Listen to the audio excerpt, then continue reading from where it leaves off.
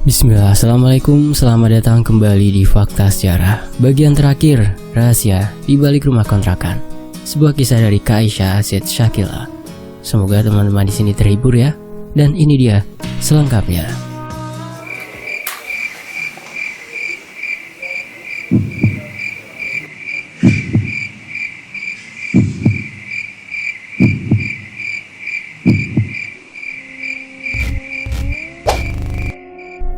Jika rindu itu begitu menyiksa, maka pertemuanlah obatnya.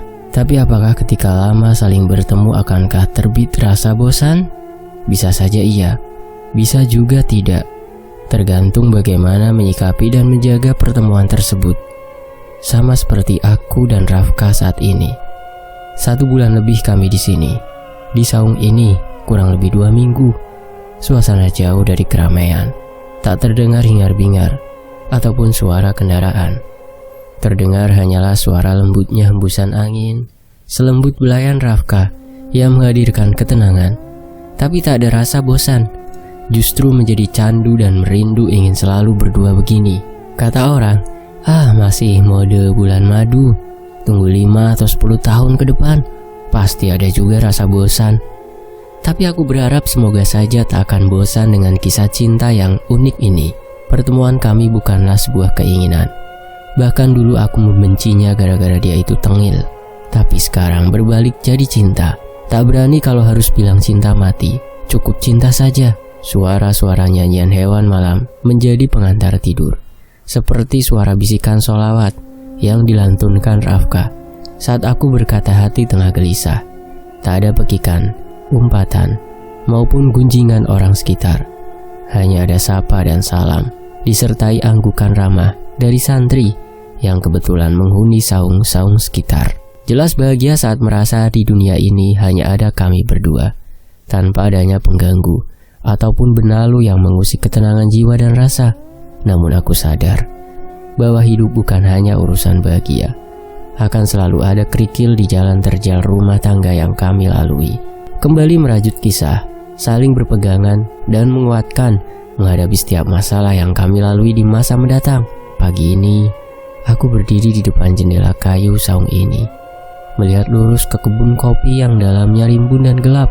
Kecupan lembut hinggap di telinga yang tertutup jilbab, datang dari arah belakang disertai lingkaran tangan di pinggang. Sedikit terkesiap karena dilakukan secara tiba-tiba, lalu kembali tenang. Tahu kalau pelakunya adalah kekasih belahan jiwa. Siap mau pulang? Tanya Rafka dengan pelukan erat. Kenapa nggak lama aja di sini? Bukan penolakan, tapi keinginan. Bukan pula untuk dituruti. Harus kerja. Bekal sudah menipis, sahutnya. Kayaknya bakal resign dari pabrik. Udah lama banget libur soalnya. Aku membalik tubuh. Kini saling berhadapan. Laki-laki itu tak memberitahu sudah dapat peringatan dari pabrik, menyembunyikan pesan-pesan yang ia terima. Aku tahu saat diam-diam membaca pesan yang tak sempat ia hapus. Telepon pun tak pernah ia angkat. Katanya tak penting. Aku tahu itu dari atasannya. Temannya juga sering bertanya. Tapi tetap ia jawab ingin berhenti bekerja. Mau kerja apa nanti? Tanganku berada di pundaknya. Tak masalah dia mau kerja apapun, asal halal. Apa saja. Kalau bisa mau buka usaha sendiri, biar gak ada yang atur-atur. Tuturnya bersemangat. Pulang nanti mau bawa ayang ke kota. Kita ke rumah bapak. Mungkin sudah saatnya minta bantuan bapak. Sekalian bawa istri tercinta ini keliling kota. Mau? Mau banget, jawabku seraya melukis senyum. Aku belum pernah ke kota melihat bangunan tinggi seperti yang ada di layar televisi. Sejak kematian ibu mertua, kami tak pernah bertemu dengan bapak Rafka. Berkabar lewat telepon saja, sesekali. Selama ini suamiku tak mau mengandalkan orang tua untuk urusan hidupnya. Selalu ada cara dan alasan menolak. Ia selalu berpikir mampu berusaha sendiri. Namun, tampaknya sekarang peran orang tua ia butuhkan di saat seperti ini. Dulu merasa shock bisa tanpa bantuan orang tua. Tapi sekarang sadar, semua ada masanya. Ada saatnya mereka sangat dibutuhkan, biarpun telat. Lanjut Rafka kemudian. Seenggaknya sudah berusaha. Tapi ini hebat, dewasa, mandiri, dan keren. Rayuku sambil sedikit terjingkat, mengadukan hidung ke hidungnya. Yang lebih keren pastinya. Keren apanya? Bisa bikin orang sekeren AA terpikat kok. Ia mengelipkan sebelah mata. Senyum pun terukir. Sesaat masalah yang kami lalui itu seakan tiada apa-apanya dibanding rasa bahagia sekarang ini. Besok ya kita pulang, ajaknya sambil memeluk, menggerakkan kaki ke kanan dan ke kiri, tapi tetap di tempat seperti orang berdansa, santai dan nyaman. Aku ikut saja, kemana AA ajak, aku ikut. Pelukan hangat ini seakan tak mau kulepas. Kalau AA ke jurang juga mau ikut apa? Kalau di jurangnya ada istana, ya nggak apa-apa. Kalau di istananya ada bidadari lain, mau juga ikut? Aku mendongak. Baru beberapa bulan nikah, udah mikir mau ada bidadari lain. Mau poligami apa? Tanyaku mendelisik. Kalau diizinkan, sahutnya santai. Nggak mau, nggak rela. Poligami halal kok. Nggak ada yang bilang haram. Tukasku kesal. Perlahan melepas pelukannya. Setiap wanita pasti terusik mendengar kata-kata itu. Walaupun cuma bergurau, belum apa-apa hatiku sedih dan sebak. Bercanda sayang, langsung manyun aja. Rafka mencolek hidungku. Aku tak mau menyahut. Kesal saja rasanya. Satu saja cukup. Malah takut gak mampu bikin istri bahagia nanti. Kenapa harus banyak istri? Kalau satu aja bisa menenangkan. AA gak akan rusak bahagia Ayang demi menambah bahagia AA. Dan selalu berharap rasa tertarik sama perempuan lain itu tak akan hadir lagi. Sama seperti dulu. Dan cuma Ayang pemilik rasa itu. Rafka membingkai wajahku dan mengecup kening. Kata-kata itu bak semilir angin di siang hari, menyejukkan hati yang panas. Aku gak bisa bayangin kalau satu hari nanti beneran cari perempuan lain. Rengutku merajuk. Tidak sayang, sebelum menyakiti hati Ayang, akan selalu ingat satu hal. Sakit rasanya melihat orang yang kita cintai bersama orang lain. Sama seperti waktu Ayang bersama si Ropik. Dan itu rasanya pahit. Mataku terasa memanas. Kumpulan air di sudut mata menghalangi pandangan. Aku merasa bersalah lagi. Memang kejadian itu tak disengaja, tapi rasanya pasti membekas. Kemudian aku merasa jijik pada diri sendiri yang tersentuh oleh laki-laki jahat itu. Jika najis hewan seperti anjing bisa disucikan oleh tanah dengan 7 kali usapan, tapi tidak dengan najis yang diciptakan Ropik. Mandi 7 lautan pun rasanya tak akan hilang rasa sakit di hati. Membekas sangat dalam. Tak akan hilang hingga jasad tertutup tanah. Aku meminta maaf lagi. Tak mungkin aku menyakiti Rafka dengan sengaja. Apapun ujian rumah tangga kami, tak akan memulai mencari masalah dan meninggalkannya. Tidak akan. Beneran AA cuma bercanda. Ayang tetap bidadari di hati dan hidup AA. Percayalah sayang. Keesokan harinya kami bersiap untuk pulang. Barang bawaan sudah Rafka kemas. Tak lupa kami pamit pada para santri yang tinggal di Saung selama di sini. Mereka juga menjadi penghilang sunyi. Zikir mereka menghiasi malam dan menjadi pengantar tidur bagi kami yang ada di sini. Tinggal di sini saja sama Umi. Biar Rafka juga bisa bantu Abah meruqyah. Ada tanah kosong di samping pesantren putri. Selagi mau, tempati saja. Ulas Umi menawarkan. Insya Allah Umi, kapan-kapan. Sekarang masih banyak urusan di kampung kami, sahut Rafka. Bukan bermaksud menolak, tapi memang rencana kami banyak harus disusun kembali. Kapan saja mau kesini, jangan segan. Umi sudah anggap kalian anak sendiri. Iya, Umi, terima kasih banyak. Gak akan lupa semua kebaikan Abah sama Umi. Tuturku penuh hormat. Kalau begitu kalian hati-hati di jalan. Salam sama bapak dan ibu. Insya Allah kapan-kapan kami berkunjung ke sana. Umi memelukku dan tak lupa meminta membawa oleh-oleh yang sudah beliau siapkan. Kebetulan di ladang sudah panen beras merah, juga beberapa macam buah-buahan sudah para santri packing dalam kardus. Ingat, tidak ada ilmu hitam yang tidak bisa dikalahkan. Tidak ada juga yang namanya ilmu penutup. Terus usaha, perkuat dengan sholat 5 waktu, serta sunnahnya. Zikir juga, sholat malam jangan sampai terlewat. Insya Allah segala masalah akan segera terselesaikan dan menemui titik temu. Jangan cepat putus asa. Tutur Abah Guru memberi wejangan sebelum kami pulang. Rafka tampak menunduk. Dia cerita padaku tentang rasa yang putus asa dan menyerah memperjuangkanku kala itu. Pasti merasa tertampar dengan penuturan beliau. Iya Bah, aku akan ingat pesan Abah, insya Allah. Kiai juga berpesan hal yang sama. Jangan kalah atau menyerah pada ilmu hitam, sekuat apapun. Tak ada yang mampu mengalahkan ilmu Allah. Hati-hati di jalan. tutur beliau sambil menepuk pundak Rafka. Aku dan Rafka bersiap menaiki motor. Pamit juga pada beberapa orang santri yang ada di sana. Kami pun mulai menaiki motor dan meninggalkan pondok milik Abah Guru. Beruntung dipertemukan dengan orang-orang soleh, orang yang dimuliakan serta ditinggikan derajatnya seperti mereka. Siang hari, kami sampai di rumah. Rindu pada istana kecil yang sudah sebulan lebih kami tinggalkan.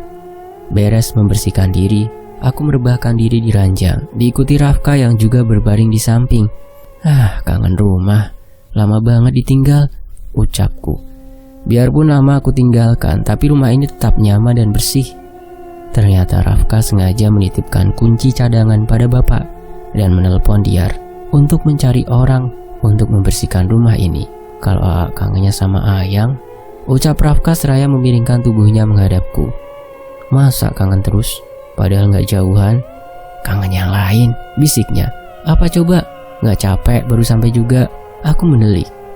Rafka sengaja makin mendekat dan mengganggu. Tangannya tak mau diam. Aku tertawa karena tingkahnya. Assalamualaikum, sapa seorang dari luar. Aku dan Rafka saling pandang mendengar suara orang memberi salam di luar. Tunggu sebentar, ulasku pada Rafka. Turun dari tempat tidur, melenggang ke arah jendela dan menyibak tirai. Siapa yang? Tanya Rafka. Aku menoleh pada Rafka yang tengah tengkurap, dengan kepala mendongak ke arahku. Bu RT sama geng, jawabku setelah melihat ada beberapa tetangga yang datang. Ngapain? Rafka turun dan mendekat, berdiri di belakang dengan tangannya yang sengaja melilit pinggang. Aku ke depan dulu, gak enak mereka nunggu. Masih kangen? Pelukannya masih dieratkan. Ih, kan bisa malam. Aku melerai tangannya. Ia malah membalik badanku dan mendekap pipi, menggigit bibirku dengan gemas. Tunggu, bisiknya. Aku mengerling, lalu meninggalkannya yang sempat kulihat kembali merebahkan diri di ranjang. Waalaikumsalam. Aku membuka pintu, meminta mereka duduk di kursi teras. Neng Ica sehat? Tanya Bu RT basa-basi. Ibu sering datang ke sini melihat-lihat, tapi Neng Ica nggak ada di rumah. Kemana aja? Nginep di rumah saudara, Bu. Alhamdulillah saya sama suami sehat-sehat saja. Alhamdulillah kalau gitu. Ada gosip yang bilang Neng Ica gila. Waktu itu ibu jenguk, tapi Nengnya di kamar. Gila? Siapa yang bilang, Bu? Tanyaku terkejut. Semua gosip sudah merebak semua warga, Neng. Makanya kami jenguk. Tadi ada yang lihat Neng Ica pulang, kami langsung kesini. Enggak, Bu, itu cuma gosip. Ini buktinya saya sehat, tuturku sambil tersenyum. Bu RT dan warga yang datang mengangguk-angguk. Neng, waktu itu kan didatangi si perempuan sihir. Tapi kok bisa lolos? Pakai ilmu apa, Neng? Biasanya yang sudah kena itu susah mau sembuh. Kecuali kalau si Kenanga itu belum kedukun lagi. Sama kayak istrinya Mang Kasim. Dia bisa sadar katanya si Kenanga kehabisan uang, gak bisa kedukun. Saya kurang ngerti, Bu. Tapi insya Allah setiap kejahatan itu ada ilmu penumpasnya, jawabku.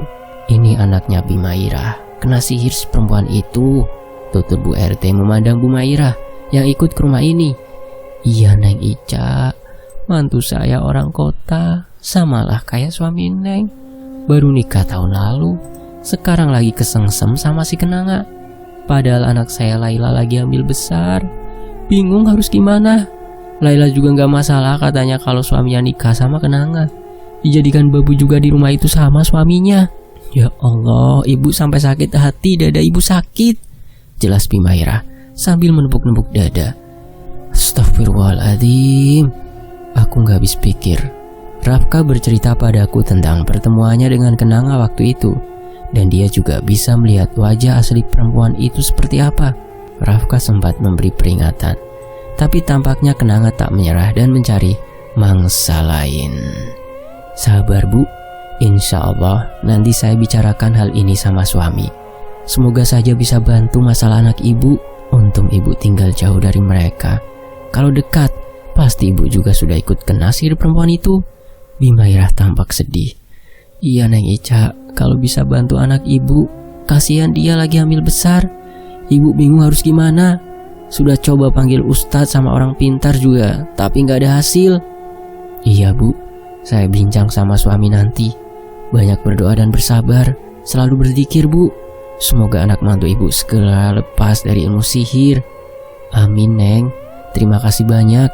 Ibu tunggu nanti di rumah. Kapan-kapan kalau ada waktu. Aku mengangguk mengiyakan. Insya Allah. Setelah bercerita tentang masalah anaknya, mengobrol soal pengajian juga, mereka pun pamit pulang.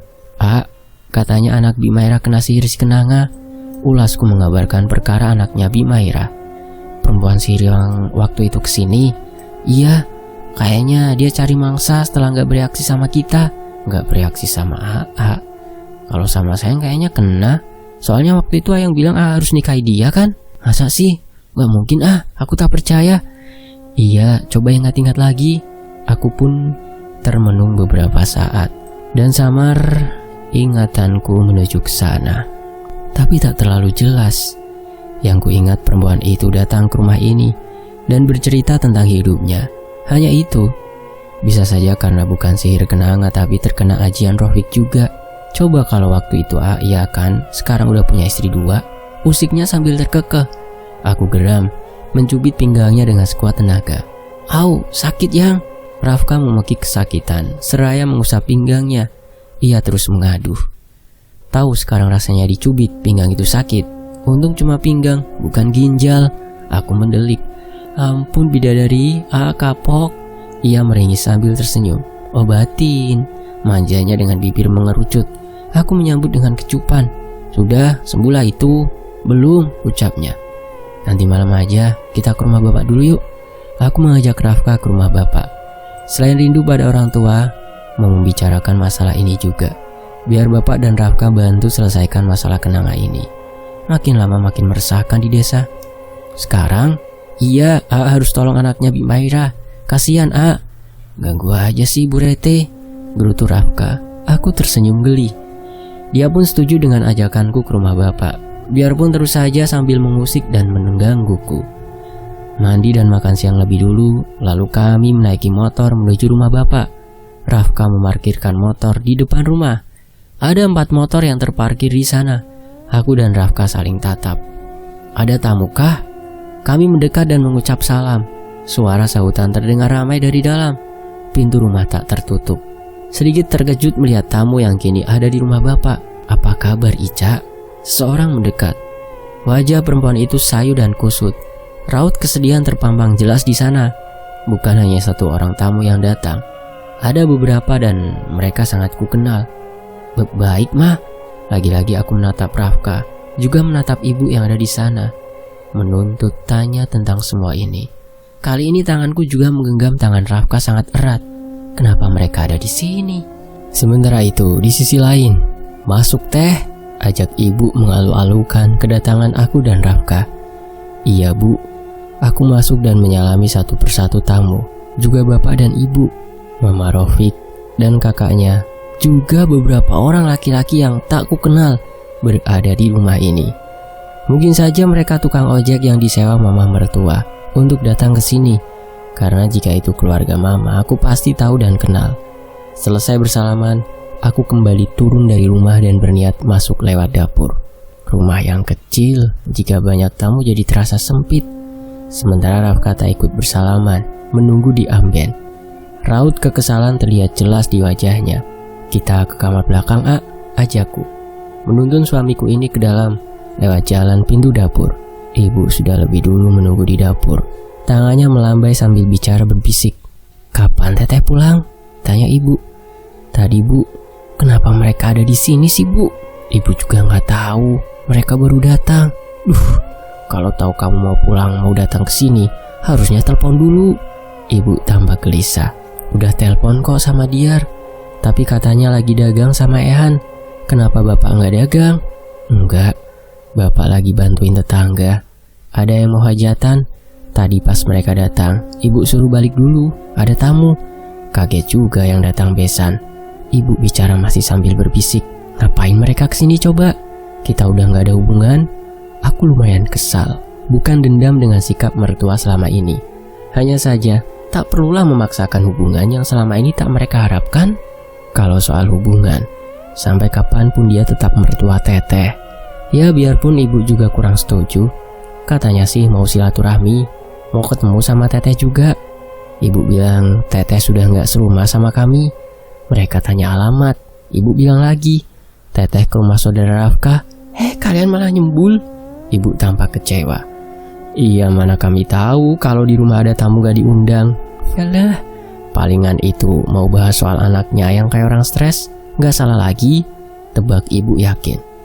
Sedangkan Rafka tak menghiraukan obrolan kami. Ia berdiri di ambang pintu dapur. Saat kulirik, ia tengah menghisap rokok. Teteh samperin aja, biar cepet selesai, biar mereka pulang, saran ibu. Aa memanggil Rafka untuk bertanya pendapatnya. Rafka menoleh, lalu melempar rokok yang masih sisa setengah jauh keluar. Gimana? Disinin nggak? Aku bertanya pada Rafka lebih dulu. Kemana? Tanyanya santai, sambil jalan mendekat dengan dua tangan masuk ke saku celana. Ih, Aa mah itu kan keluarga Rofik. Ibu minta aku masuk, gimana menurut Aa? Agak kesel juga karena responnya lambat. Iya, ayo Aa temenin. Mau masuk juga? Iyalah, nanti Ayang diapa-apain sama mereka. Enggak lah, emang mau diapain? Mana tahu bawa oleh-oleh kayak Rofik. Istri Aa oleng lagi ntar. Ish, ayo ah. Aku dan Rafka juga ibu masuk ke ruang tengah yang dari tadi penuh dengan keluarga Rofik. Terdengar obrolan ringan dari Mama Rofik dengan Bapak, membahas soal pertama kali mereka datang ke kampung ini dulu. Tumben mau bicara seakrab itu dengan Bapak, padahal aku tahu sifat asli dia seperti apa. Aku duduk di samping Bapak, diikuti Rafka juga ibu yang duduk tak jauh. Kebetulan Ica-nya ada. Tadi kami tanya sama Besan, katanya gak ada. Iya, kami baru saja pulang, berkunjung ke rumah saudara. Bagus kalau gitu, ada yang harus kami bicarakan. Beberapa orang laki-laki tak dikenal undur diri. Katanya mau menunggu di luar, membawa gelas kopi yang mungkin tadi sudah disuguhkan ibu. Ada apa ya, Ma? Agak-agak kaget gimana bisa kedatangan Mama. Aku sudah menebak tujuan mereka pasti ada sangkut paut dengan si Rofik, tapi ingin memastikan saja dan sekedar basa-basi. Begini, Ibu Rofik menatap Kak Ulan dan Kak Ana yang dari tadi diam tak bersuara. Dari raut wajah kakak Rofik, sepertinya mereka terpaksa datang ke sini. Bisa Mama minta tolong sama kamu, Ica? Tolong apa, Ma? Perempuan itu beringsut mendekat. Mama sebenarnya gak tahu apa yang terjadi sama Rofik, tapi Ibu Rofik menjeda ucapannya, agak ragu, lalu melirik ke arah kakak-kakak ipar. Cuma kamu yang bisa sembuhkan dia. Tolong Rofik, Ica. Wajah perempuan itu berubah sendu, penuh pengharapan. Tolong gimana maksud Mama? Rofik seperti hilang ingatan. Dia terus ngamuk, nyebut-nyebut nama kamu. Yang dia ingat cuma kamu. Mama sudah bawa berobat ke orang pintar, ke kiai, tapi dia masih kayak gitu. Sekarang dia... Ibu Rofik menitikkan air mata, lalu terisak. Iba juga melihatnya seperti itu. Mama terpaksa masukkan dia ke rumah sakit jiwa. Kini isakannya terdengar lebih kuat. Astagfirullah. Aku dan Bapak saling tatap, menatap Rafka juga. Tak sangka kalau Rofik sudah separah itu. Tolong Ica, cuma kamu yang bisa tolong dia, Ca. Tolong seperti apa, Ma? Aku gak bisa apa-apa. Waktu itu temannya yang kerja di proyek datang, mau minta dia kerja lagi. Sudah lama Rofik gak ke kota, masih ada proyek yang harus dia selesaikan. Mama ceritakan juga keadaan Rofik. Laki-laki itu bilang, mungkin itu karena Rofik mendatangi dukun. Mama tanya, dukun apa? Karena memang gak tahu apa yang dimaksud laki-laki itu. Terus dia bilang, Rofik ke dukun buat pikat mantan istrinya. Malah laki-laki itu sendiri yang antar ke rumah dukun. Mama minta antar ke sana biar Rofik bisa sembuh. Mama kaget dengar dia peret kamu. Waktu itu Mama gak percaya. 2 hari lalu Mama diantar ke rumah dukun. Ternyata dukunnya sudah meninggal. Cuman ada istrinya yang lagi beres-beres mau pindah. Mama jelaskan soal Rofik. Katanya itu asihan pemikat sukma yang sudah berbalik dan gak ada yang bisa sembuhkan kecuali menikahi perempuan yang sudah dipikat. Kalau enggak, Rofik akan seperti itu selamanya. Lebih tepatnya dia jadi gila kalau enggak nikah sama kamu. Dia juga sempat muntah darah, dan itu katanya gara-gara Rofik yang enggak terima kamu balik lagi sama suami. Untungnya enggak sampai meninggal. Mama bingung harus gimana. Jadi kedatangan Mama ke sini mau minta tolong sama kamu nikahi Rofik. Penuturan Mama mertua membuatku terkejut. Rasa kasihan pun terbesit. Tapi jika minta bantuan untuk menikahi, itu tak mungkin. Aku tak mau. Maaf sekali, Besan. Ica ini sudah punya suami. Mana bisa minta tolong menikahi orang lain?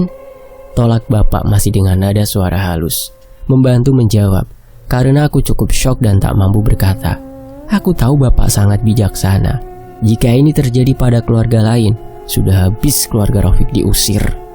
Tapi gak ada cara lain selain itu, Besan. Saya gak bisa biarkan anak laki-laki satu-satunya bernasib begitu, ucap Mama Rafiq mengiba.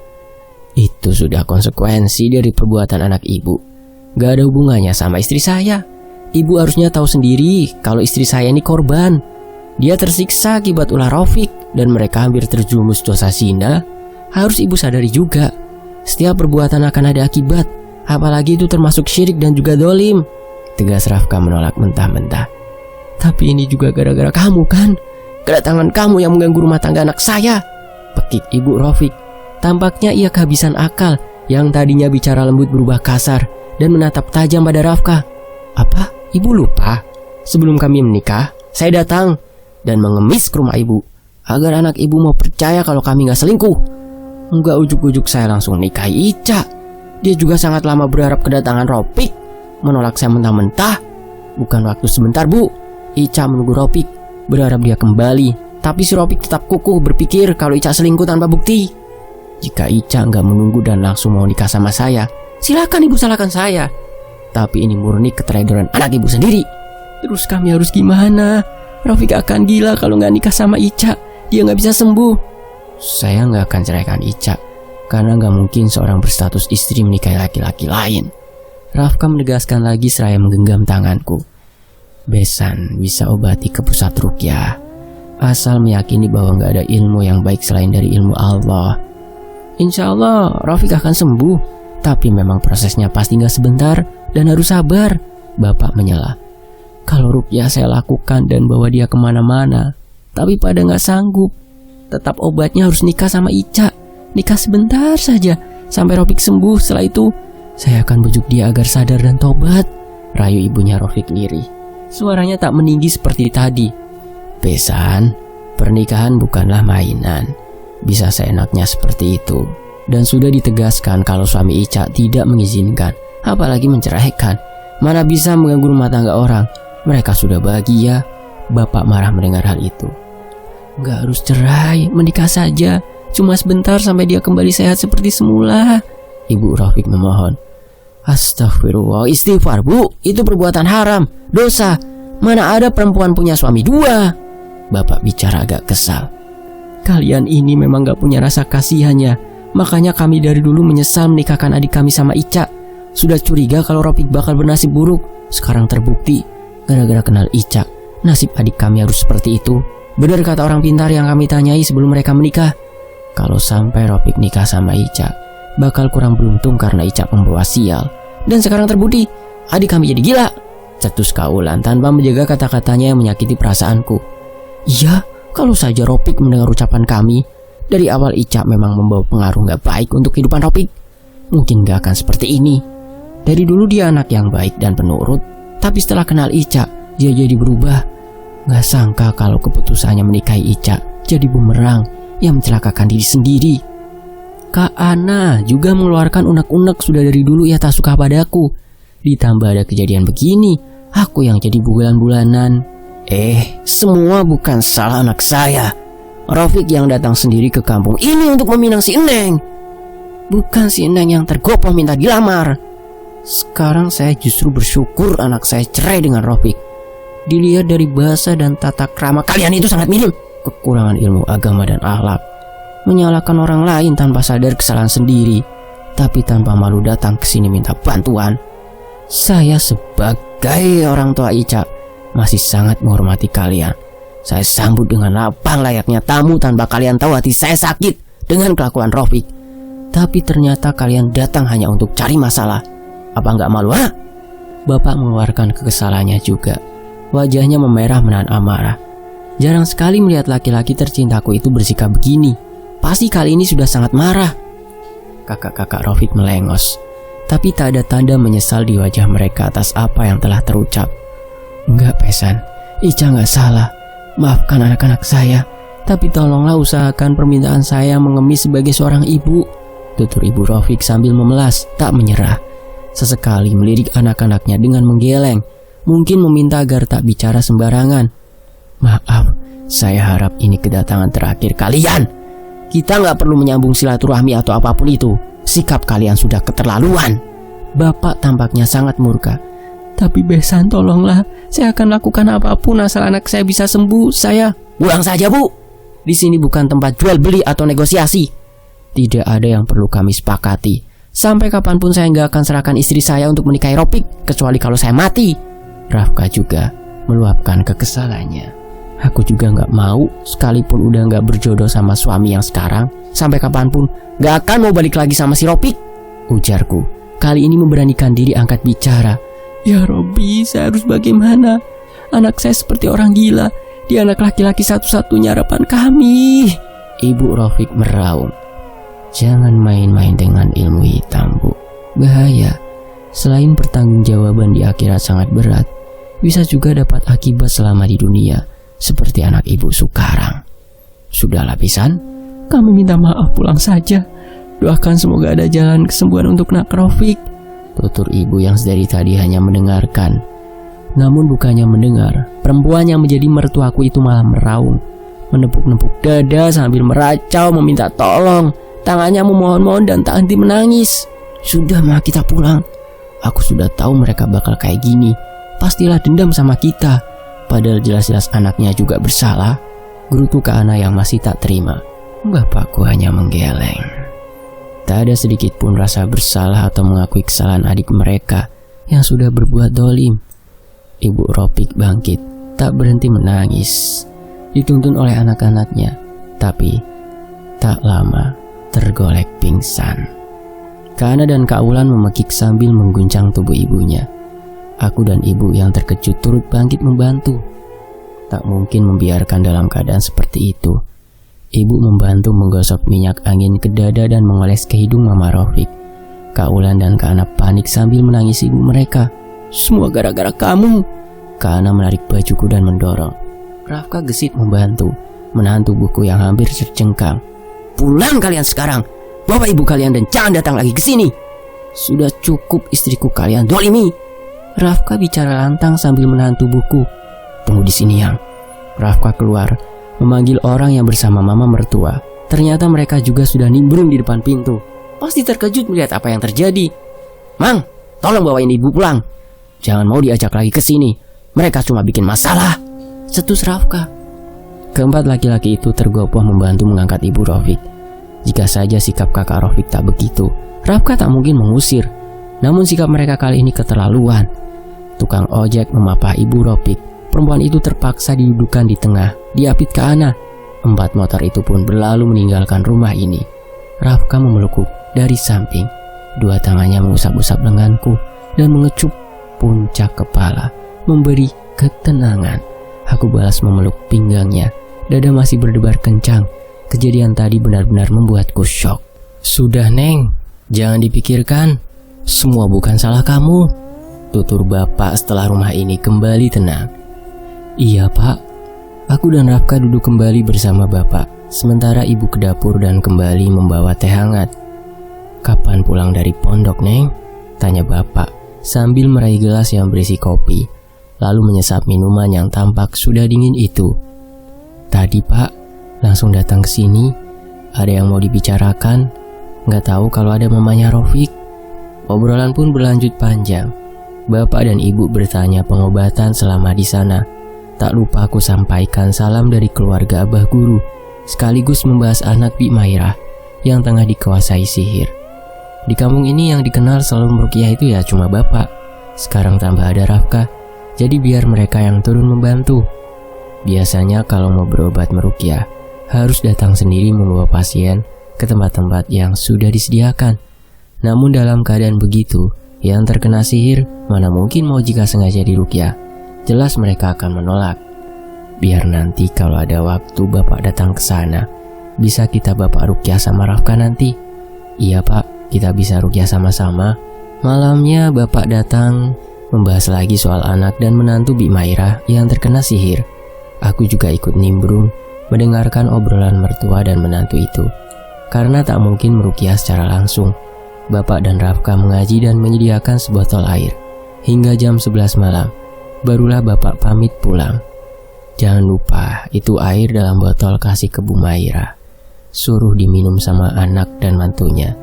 Kita ruqyah begini saja dulu. Tutur bapak berpesan sebelum pergi.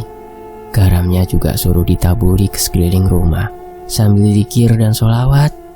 Iya pak, kenapa gak nginep saja? Sudah malam, ajakku. Kasihan ibu di rumah. Ada Diar sama Ayhan pak, sanggahku. Dari mengontrak dulu sangat jarang laki-laki tercintaku ini mau menginap, kalau bukan karena terpaksa. Bapak kalau malam suka kangen sama ibu. Seloroh bapak terkekeh. Ah bapak ada-ada saja. Nah iya, cinta bapak sama ibu kamu itu gak pernah habis. Iya ya, bapak ini kayak anak muda saja. Bapak dan Rafka terkekeh. Hati-hati di jalan pak. Bapak pun pamit. Bapak sudah tua, tapi masih romantis ya sama ibu, tutur Rafka. Juga pengen cinta kita tetap mekar dan menyulam rindu sampai tua nanti, sama kayak bapak sama ibu. Amin, semoga saja. Kita yang menjaga hati, jaga cinta biar selalu berbunga. Insya Allah, selesai ruqyah nanti, kita ke kota ya, ke rumah Bapak AA. Ke kota? Ke rumah Bapak AA? Aku antusias. Iya, itu juga kalau cepat bisa ditangani anaknya Bu Maira itu. Iya, semoga saja, AA juga mau periksa nanti di kota. Periksa apa? Tanyaku heran. Pasalnya Rafka tak terlihat sakit. Periksa kesehatan reproduksi. Ayang kan pernah hamil, sedangkan AA belum pernah punya keturunan. Takutnya ada masalah sama AA. Insya Allah enggak. Aku yakin AA sehat. Ulasku memberi semangat. Kalau nggak sehat, nggak mungkin AA sekuat itu. Usikku. Sekuat itu apanya? Ia mendekat. Makannya. Rafka tergelak. Jangan tinggalkan AA lagi. Aku menatapnya. Sorot mata itu penuh harap. Enggak AA, itu bukan sengaja secara sadar. Cuma orang bodoh yang menyakiti hati AA. Apa Ayang beneran sayang sama AA? Masih nanya soal itu? Perlu pembuktian apa lagi? Aku mengecup bibirnya dan menggodanya. Rafka memeluk sambil mengucap terima kasih, kata yang sangat dalam dan diiringi harapan menggunung. Mana bisa dengan sengaja aku menyakitinya. Jika diukur, saat ini rasa cintaku sangat besar untuknya. Selama 1 minggu aku pulang pergi ke rumah Bi Maira untuk mengantar air ruqyah dan garam. Karena cuma itu satu-satunya cara agar bisa membantu. Bi Maira sendiri mengatakan kalau air yang diminum dan garam yang sudah dibacakan ayat suci ditabur di pekarangan rumah ternyata bisa membantu anaknya. Tadinya sang anak biasa saja dengan hubungan suaminya dan Kenanga, tapi sekarang sudah sadar kalau mereka terkena sihir. Anak Bi Maira pun menyerahkan hal ini pada bapak dan Rafka agar bisa membantu suaminya. Karena jarang pulang, suaminya itu jarang minum air yang diberikan bapak. Seperti biasa, setiap sore aku akan mengantar air tersebut. Tapi anaknya yang bernama Laila itu kebetulan ada di sana dengan wajah babak belur. Loh, kenapa Laila ibu? Lebam begini? Tanyaku sambil mendekat pada anak Bu Maira yang menunduk lesu.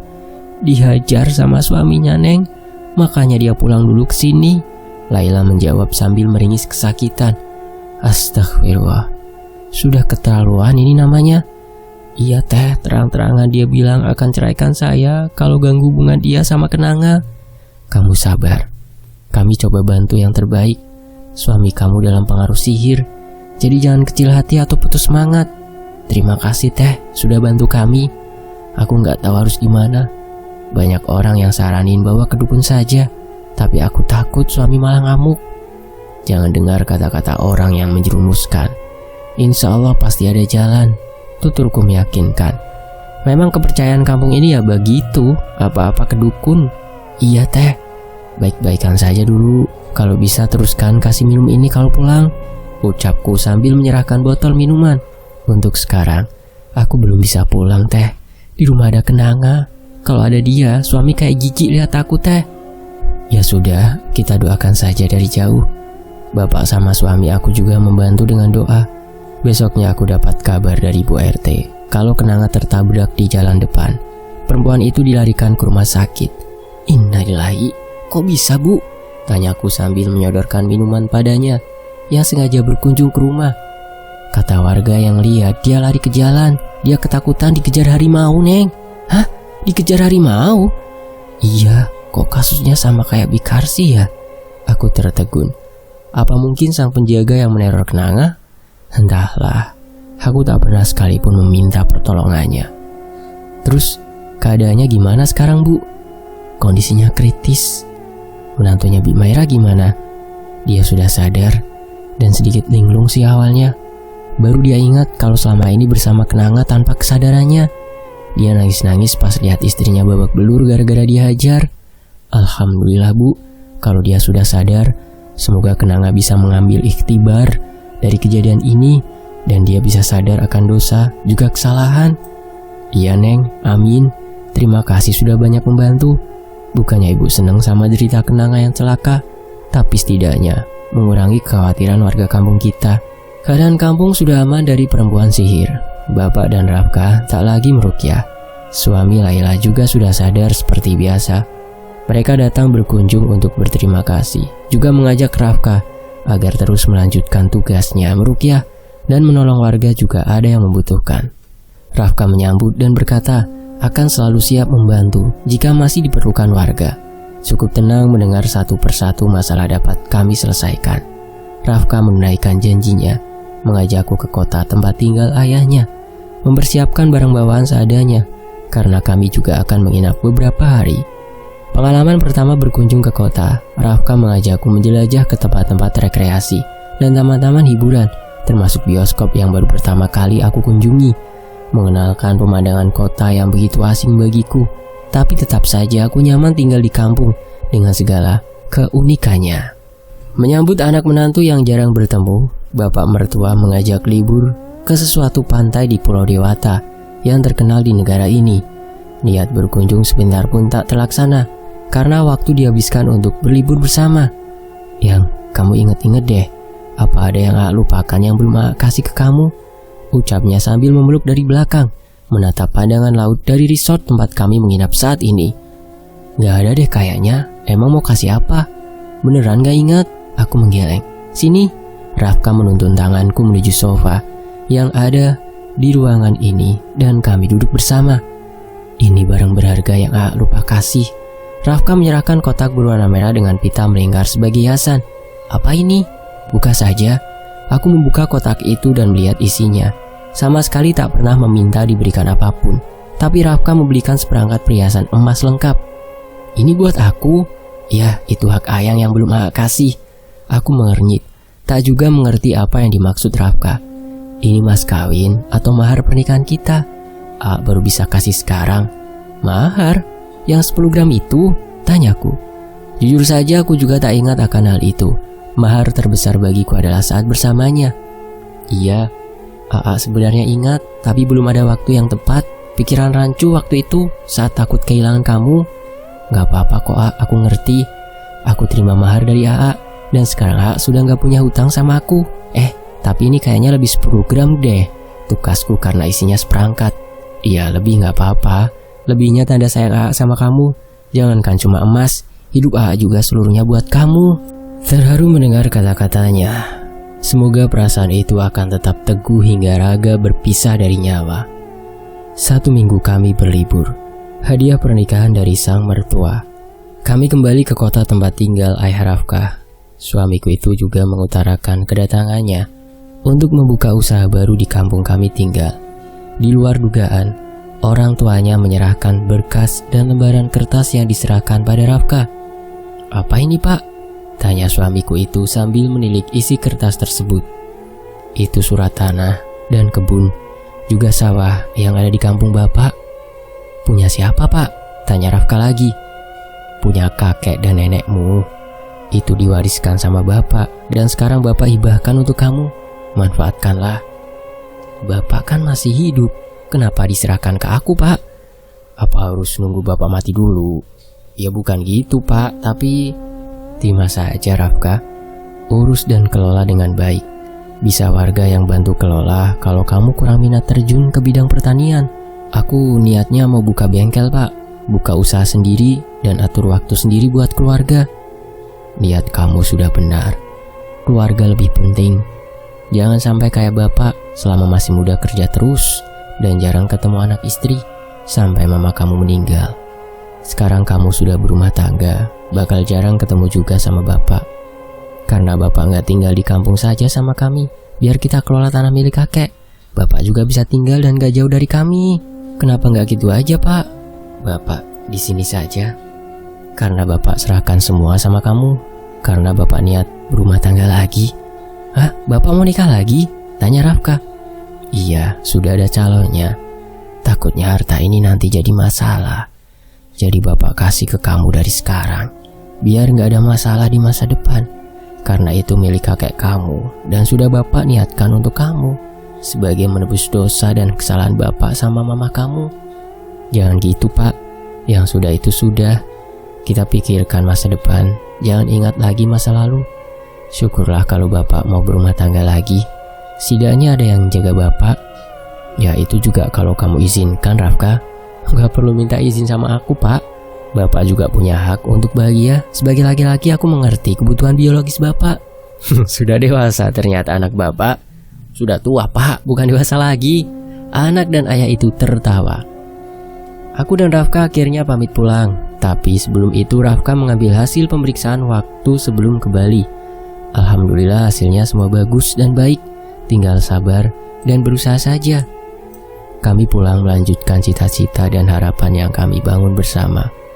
Uang yang diberikan ayahnya, Rafka anggap sebagai hutang yang kelak akan ia bayar dari hasil usaha yang akan ia jalankan. Rumah kontrakan yang lama terbengkalai pun bisa diselesaikan. Dan alhamdulillah sambutan warga sangat antusias. Beberapa orang sudah mulai mengontrak dan tinggal di sana. Tanah dan sawah yang diberikan pada Rafka diurus oleh bapak dan ibu atas permintaan Rafka. Kampung kakek Rafka letaknya agak jauh dari kampung bapak. Maka dari itu, suamiku membangun rumah kecil untuk orang tuaku di sana. Dia juga turut membantu berkebun karena tanah yang digarap lumayan luas. Segala kebutuhan orang tuaku alhamdulillah tercukupi dengan mengurus ladang. Rafka juga melanjutkan niatnya membantu adik-adikku agar lulus sekolah dan akan tetap berusaha agar mereka mendapatkan pendidikan terbaik. Tak hanya itu, warga tak segan meminta tolong suamiku meruqyah jika ada apa-apa yang terjadi. Jadi panggilan warga yang mulai meninggalkan hal di luar logika. Sebenarnya kampung ini masih lekat dengan aura mistis dan kepercayaan turun-temurun dari nenek moyang. Tak mudah mengubah hal itu dengan waktu yang singkat. Pastinya perlu kesabaran dan keberanian untuk selalu menyuarakan hal yang benar dan tidak mengikuti jejak langkah yang tak dianjurkan Al-Quran dan Sunnah. Kini Rafka juga sibuk membuka usaha bengkel dengan teman-temannya yang waktu itu menolongku. Tiap hari kadang ia pulang malam karena masih baru dan sambutannya juga lumayan membuat suamiku itu sibuk. Kayaknya bengkel kita harus nambah personil deh, yang banyak kendaraan yang mampir karena tahu ada bengkel baru. Kewalahan. Soalnya cuma bengkel satu-satunya yang ada di kawasan sini. Jadi yang mampir juga sangat lumayan. Tutur Rafka sebelum berangkat ke bengkel. Alhamdulillah kalau gitu. Tapi banyakin istirahat, jangan terlalu capek. Tuturku saat ia akan berangkat. Semua demi istri AA.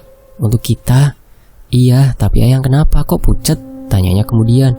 Gak make up mungkin makanya pucet, sahutku.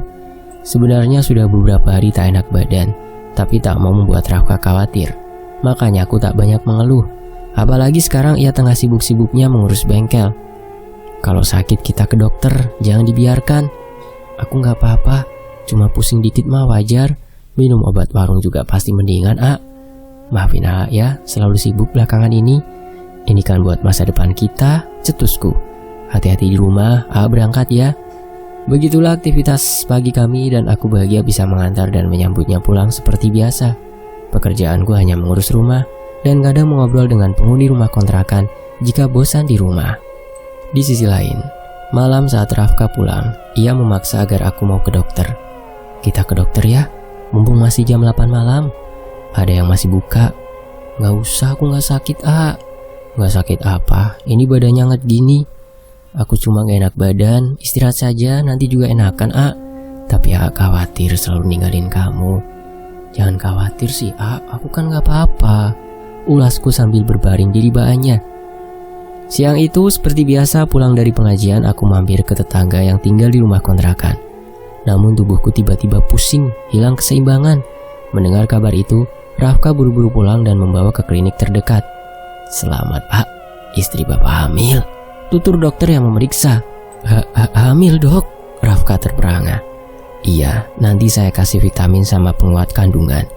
Soalnya ada flek juga di awal kehamilan. Jaga saja baik-baik, jangan kecapean. Kalau bisa trimester pertama bed rest." "Iya, Dok, terima kasih." Selesai diperiksa, kami pulang. "Sudah aku bilang ini bukan penyakit, tapi hadiah." "Iya sayang, terima kasih banyak." Rafka memeluk, tak bisa lagi berkata-kata. Dia cuma menciumiku dengan air mata bahagia. "Sama-sama." "Alhamdulillah. Akhirnya makin bertambah semangat AA untuk bisa bahagiakan kalian. Alhamdulillah, AA. Doakan AA sehat selalu, biar bisa jadi ayah dan suami yang baik, dan bisa jadi pemimpin keluarga kecil kita. Insya Allah mampu. Nanti kalau mau periksa, jadwalnya kasih tahu AA ya, biar kita pergi sama-sama." "Iya, tapi sekarang AA saja yang jadi dokter," bisikku merayunya, melingkarkan tangan di lehernya sambil menciumi. "Tapi gak apa-apa nanti bayinya." "Kata dokter gak apa-apa, pelan-pelan saja," bisikku. "Baiklah sayang, bilangin sama calon bayi kita, ayah datang," Rafka balas berbisik. Dulu waktu hamil anak pertama, Rafka yang pertama tahu. Dan kali ini ia benar-benar merasakan kebahagiaan itu, karena kali ini adalah calon buah hatinya. Sang calon ayah tampaknya sangat bersemangat, tak pernah pulang terlalu malam demi menyempatkan waktu mengajak calon buah hatinya bicara. "Assalamualaikum baby girl, apa kabar? Sehat hari ini?" Rafka meletakkan kepala di perutku yang membuncit, menunggu hari kelahiran. "Menurut hitungan dokter tinggal 2 minggu lagi bayi kami akan lahir." "Alhamdulillah, baby sehat." "Ayah," jawabku mengelus rambut suamiku yang tengah mengelus perutku. "Menurut hasil USG, calon bayi kami perempuan. Apapun jenis kelaminnya, kami tak mempermasalahkan. Dia tetap anak kami yang sangat dinantikan, terutama Rafka." Pikiran buruk yang selalu berpikir tak akan mudah memiliki keturunan, kini terbantahkan. Tahu ini bulan-bulan kelahiran bayi kami, ibu juga sering menginap untuk menjaga selama Rafka bekerja. Mereka sangat bahagia menyambut kehadiran cucu pertama. Suamiku juga sama sekali tak mengizinkanku memegang pekerjaan rumah, selalu meminta orang lain. Warga yang dulu sering membersihkan rumah ini saat belum dihuni kami sengaja dipekerjakan di sini. Hari bahagia pun tiba. Lahirnya bidadari cantik di antara kami. Dari proses persalinan sampai sang putri kecil lahir ke dunia, tak lekang dari linangan air mata sang ayah. Ia begitu bahagia dan seakan tak percaya dengan kehadiran bayi mungil di tengah kebahagiaan kami. "Terima kasih sayang, terima kasih," bisik Rafka setelah mengazani buah hati kami. Tak bisa berkata-kata, aku mengulas senyum setelah berjuang melahirkan buah cinta kami. Bahagia rumah tangga ini kian sempurna. Putri kecil itu kini diletakkan di dadaku, dibantu Rafka yang tak mau jauh. Bulan demi bulan berlalu, menyaksikan pertumbuhan sang putri yang pesat. Bapak dan ibu rutin berkunjung menjenguk cucu kesayangan mereka. Sehari saja tak bertemu, katanya sangat rindu dengan gadis mungil dan suara celotehnya. Belum pun 2 tahun putri kecil kami, aku sudah mual-mual lagi. Memang Rafka sengaja tak mengizinkan aku menggunakan kontrasepsi. Ia ingin memiliki ramai anak, mumpung masih muda dan produktif, katanya. Semoga kehadiran buah hati di tengah rumah tangga kami menjadi pengikat ikatan batin. Bahagia? Ya pastinya sangat bahagia saat segala impian dan harapan jadi kenyataan. Mencintai dan dicintai, menjalankan ibadah terlama dan terpanjang bersama orang yang kita cintai, merajut cinta dan kasih dalam ikatan halal yang sempurna, dan di setiap langkahnya adalah ibadah. Bukan tak mungkin akan ada badai lain menerpa yang akan menerpa kami ke depannya, tapi dengan menghadapi bersama, semoga makin kuat dan sabar menghadapi ujian terberat sekalipun. AA beruntung nikahi kamu. Aku yang lebih beruntung dinikahi AA. AA sayang kamu Aisyah. Terima kasih untuk kebahagiaan yang tak terhingga ini. Aku juga sayang dan sangat cinta Rafka Iriansyah. Terima kasih juga untuk rasa cinta yang luar biasa ini. Kata-kata itu selalu kami ucapkan dan diulang tanpa jemu, saling mendukung dan memuji tanpa merendahkan ataupun memojokkan, karena kami saling membutuhkan. Segala perjuangan selama ini membuahkan hasil. Tak ada sabar yang sia-sia, tak ada usaha yang percuma. Segalanya perlu sabar dan tawakal menggapai prosesnya. Akhirnya doa kami menyatu dalam setiap detak jantung dan helaan nafas.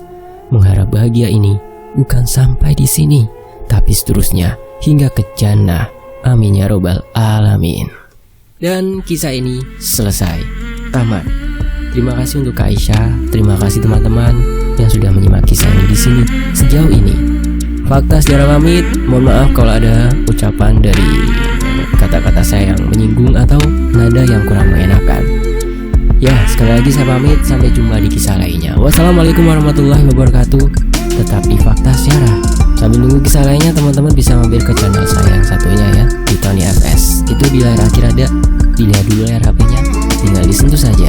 Nanti otomatis akan menuju ke channel saya yang di Tony FS. Alhamdulillahirrahmanirrahim. Sampai jumpa.